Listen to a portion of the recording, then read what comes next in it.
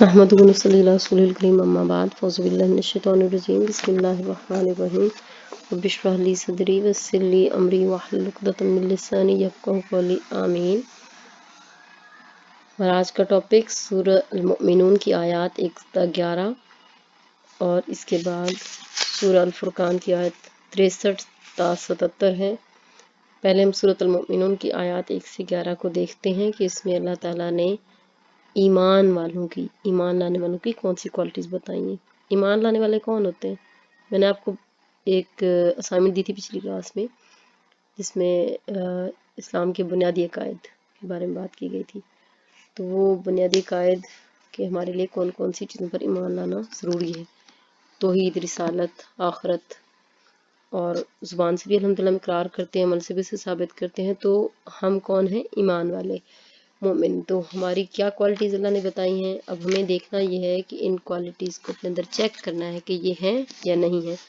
اگر ہیں تو ویل اینڈ گڈ، اگر نہیں ہیں تو ہم ان کو اڈاپٹ کرنے کی کوشش کریں گے، اللہ تعالیٰ سے دعا بھی کریں گے اللہ تعالیٰ ہمیں ان لوگوں میں شامل کر لے جن کو اللہ تعالیٰ نے مؤمنون کہا ہے۔ تو شروع کرتے ہیں۔ اعوذ باللہ من الشیطان الرجیم، بسم اللہ الرحمن الرحیم۔ قد افلح المؤمنون الذین هم فی صلاتهم خاشعون والذین هم عن اللغو معرضون والذین هم للزکاة فاعلون والذین هم لفروجهم حافظون الا علی ازواجهم او ما ملکت ایمانهم فانهم غیر ملومین فمن ابتغى وراء ذلك فاولئک هم العادون۔ جی، اللہ تعالیٰ کامیاب لوگ کنہیں کہہ رہا ہے؟ کامیاب لوگ وہ ہیں جو ایمان والے ہیں۔ وہ تو الحمدللہ ہیں، ہم ایمان لاتے ہیں۔ اس کے بعد اللہ تعالیٰ نے ان کی کوالٹیز بتائی ہیں، تو ہمیں دیکھنا ہے کہ کیا کوالٹیز ہیں۔ سب سے پہلی چیز ہے کہ وہ نماز میں عاجزی اختیار کرنے والے ہیں، خشوع اختیار کرنے والے۔ تو عاجزی کیا ہوتی ہے؟ نماز کو صحیح وقت پر مکمل شرائط آداب کے ساتھ، باقاعدگی کے ساتھ، ریگولیرٹی سے، انکساری کے ساتھ نماز پڑھ کے کسی تکبر کا شکار نہیں ہونا، بلکہ عاجزی کا اختیار کرنا ضروری ہے۔ اور نماز جو باقاعدگی سے ہوگی تو وہ اس کا مطلب ہے کہ صرف ایک وقت کے مسلمان نہیں، صرف فجر کی نماز پڑھ کے آپ یہ نہ کہیں کہ ہم ساری نمازیں پڑھتے ہیں۔ 5 وقت کی نماز کو مشکل چیز نہیں ہے، اس کو اپنی لائف کی پریکٹس میں لے کر آنا ہے، کیونکہ نماز کے بارے میں قرآن میں آتا ہے کہ نماز بے حیائی اور برائی سے روکتی ہے۔ لیکن بہت سے لوگوں کو یہ کوسچن ہوتا ہے کہ نماز پڑھنے کے باوجود بہت سے لوگ بے حیائی اور برائی کرتے ہیں۔ تو اس کا آنسر یہ ہے کہ ان کو نماز کا پتہ ہی نہیں کہ ہم نماز میں پڑھ کیا رہے ہیں، کس اللہ کے حضور کھڑے ہو رہے ہیں، نماز کا میننگ کیا ہے۔ تو وہ نماز کی شرائط جو ہیں وہ اس کو نہیں پورا کر رہے، سمجھ ہی نہیں آ رہی کہ ہم نماز میں پڑھ کے بس وہ ایک ریچول سمجھ کے پورا کر رہے ہیں۔ لیکن اس کا مطلب یہ نہیں کہ اگر آپ کے اندر کوئی برائی ہے تو آپ کہیں میں نے نماز ہی نہیں پڑھنی کیونکہ میں اس سے بچ نہیں رہا۔ نماز ہر حال میں پڑھنی ہے، اللہ سے دعا بھی کرنی ہے، تو اللہ تعالیٰ برائیوں سے بھی بچا لیتا ہے۔ ایٹ لیسٹ جس وقت نماز پڑھ رہے ہوتے ہیں اس وقت تو کوئی برائی نہیں کر رہے ہوتے، اتنی دیر تو بندہ بچ سکتا ہے۔ اس کے بعد اللہ تعالیٰ نے ان کی اور کوالٹی کیا بتائی ہے کہ وہ لوگ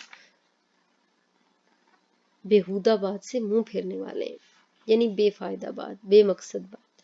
کیونکہ مسلمان کی زندگی، ایمان والے کی زندگی ہوتی ہے با مقصد زندگی گزارنا، اور یہ کامیابی کی شرط ہے اللہ کے نزدیک۔ مومن جو ہوتا ہے اس کے بارے میں، ایمان والے کے بارے میں اللہ تعالیٰ فرماتا ہے کہ جب وہ کسی بری بات سے اس کا گزر ہوتا ہے، کوئی اس کے سامنے بہودہ بات کرتا ہے تو وہ اس سے ایک سائڈ پہ ہو جاتا ہے، خود اس چیز سے بچتا ہے۔ اس کے بعد نیکسٹ کوالٹی ہے زکوٰۃ کی ادائیگی۔ اب جو زکوٰۃ ہے وہ ہر مسلمان پر نہیں ہے، بلکہ صاحب نصاب، یعنی وہ لوگ جن کے پاس 7.5 تولہ جو ہے وہ سونا موجود ہو، یا 52.5 تولے چاندی موجود ہو، یا ان دونوں کے ایکول جو ہے وہ کوئی ایک 7.5 تولہ سونا کی ایکول یا 52.5 تولے چاندی کی ایکول اماؤنٹ پورا سال اس کے پاس سیو رہے، یا سونے کی شکل میں یا چاندی یا پیسے کی شکل میں اماؤنٹ پورا سال سیو رہے، تو اس پر 2.5% جو ہے وہ زکوٰۃ ہوگی۔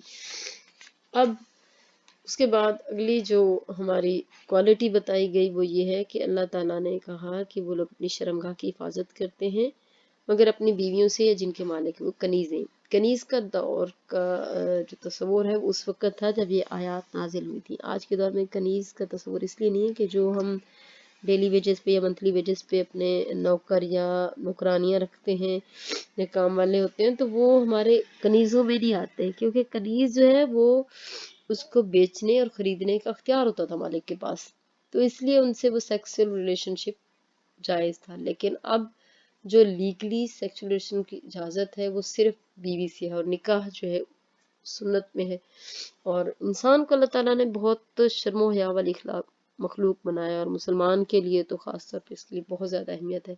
اسی لیے دنیا اور آخرت میں کامیابی کے لیے قرآن کے بتائے طریقے مطابق زندگی گزارنا ضروری ہے، اور نبی اسلام نے فرمایا کہ حیا ایمان کا حصہ ہے، اس لیے ایک مسلمان جو ہے وہ بے حیائی کے قریب نہیں جاتا۔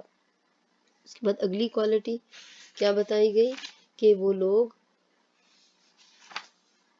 والذین ہم لاماناتہم وعہدہم راعون، اپنی امانتوں کی اور اپنے عہد کی رعایت کرنے والے، سے پورا کرنے والے، والذین ہم علی صلاتہم یحافظون، اور وہ اپنی نمازوں کی حفاظت کرنے والے ہیں۔ یعنی ایک تو وہ اپنے امانت ان کے پاس رکھی جائے تو اس کو بالکل جس طرح چیز دی جاتی ہے اسی طرح پورا کرتے ہیں، کیونکہ حدیث میں آتا ہے کہ وہ شخص امانت دار نہیں، اس میں ایمان نہیں، جس شخص میں وعدہ کی پابندی نہیں اس کا کوئی دین نہیں۔ اور اس کے بعد نماز کی دوبارہ خاص تاکید کہ یہ لوگ نماز کی مکمل حفاظت کرتے ہیں۔ نماز کی حفاظت کیا ہے کہ